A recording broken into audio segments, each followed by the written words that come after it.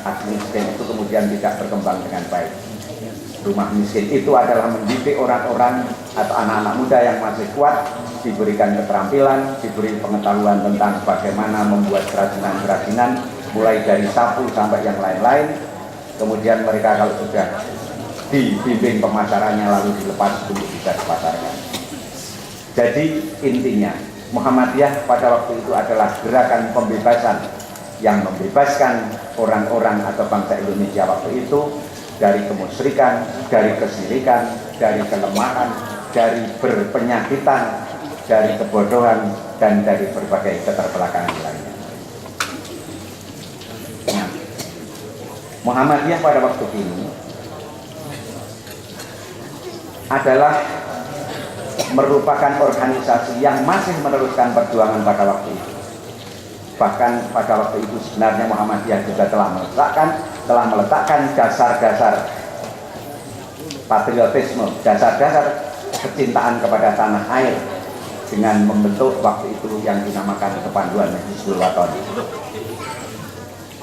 Untuk memupuk rasa cinta tanah air, dan dari rahim Hizbul Wathon inilah lahir putra-putra Muhammadiyah yang kemudian banyak memberi kontribusi terhadap kemerdekaan bangsa itu. Mulai dari yang namanya Jenderal Sudirman yang berasal dari Banyumas, kemudian menjadi Panglima Besar TNI, Jenderal Sarbini, Jenderal Daryatmo, Jenderal Sudirman Bojonegoro, dan sebagainya. Banyak putra-putra yang waktu itu. Mereka adalah putra-putra yang memang disiapkan oleh Muhammadiyah untuk ikut berpartisipasi untuk kepentingan kemerdekaan, memperjuangkan kemerdekaan. Nah, sekarang ini kita memang menghadapi banyak sekali tantangan. Tadi Bapak Wakil Gubernur mengatakan sekarang ini masyarakat banyak yang melakukan kekerasan secara fisik, menyerang polisi, ada perbedaan, pergesekan, sedikit konflik antara kampung dengan kampung, etnis satu dengan yang lain, kelompok pelajar dengan pelajar yang lain, ada gesekan sedikit konflik antara buruh dengan majikan, demo.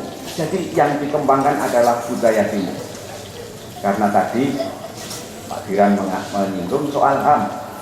Memang HAM itu satu sisi baik, tetapi kita harus ingat bahwa itu pemikiran Barat yang mendorong orang untuk selalu menuntut.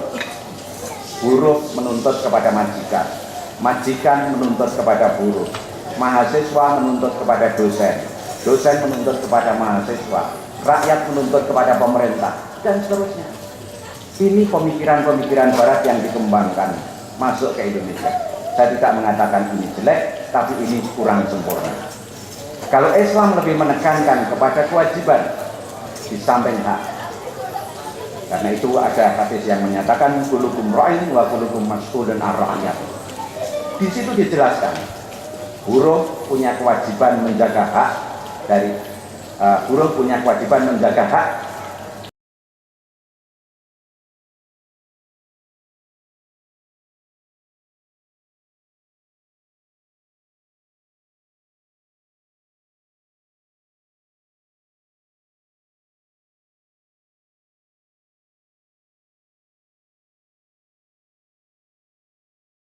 majikannya. Majikan punya kewajiban menjaga buruh. Istri punya kewajiban bagaimana suami itu kemudian kerasan dan cinta di rumah. Suami punya kewajiban. Demikian pula yang lain. Jadi Islam itu lebih menekankan kepada kewajiban di samping mengakui hak-haknya. Karena itu yang terjadi kalau setiap orang melakukan kewajibannya dengan baik, maka yang akan terjadi di negara kita itu adalah kerukunan. Tapi kalau setiap orang itu hanya bisa menuntut hak asasi manusia, hak ini, hak perempuan, hak ini yang akan berbahaya ke depan. Jadi saya ingin mengingatkan kita harus selektif dan kritis terhadap pemikiran-pemikiran Barat. Kiai Haji Ahmad Dahlan adalah seorang yang kritis. cara pendidikan barat ada yang baik diambil,